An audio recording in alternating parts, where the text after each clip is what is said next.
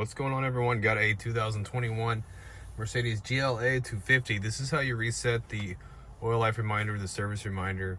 I'm gonna show you how to get into the mode. Okay, now I have the car off running right now.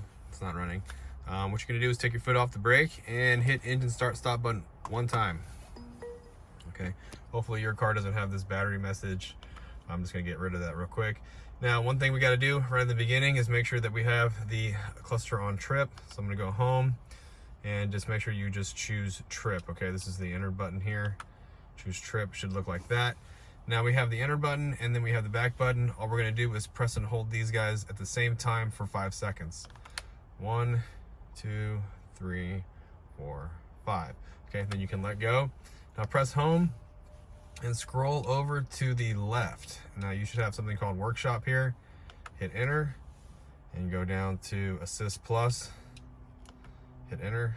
Okay, it says to turn the ignition on. You just hit the button one more time, the engine start stop button. All right,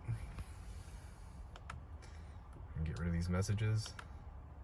Now we're going to go down to full service, hit OK, and confirm service. Oil grade, enter, and service carried out, yes, and confirm. And that's it. Hope the video was helpful.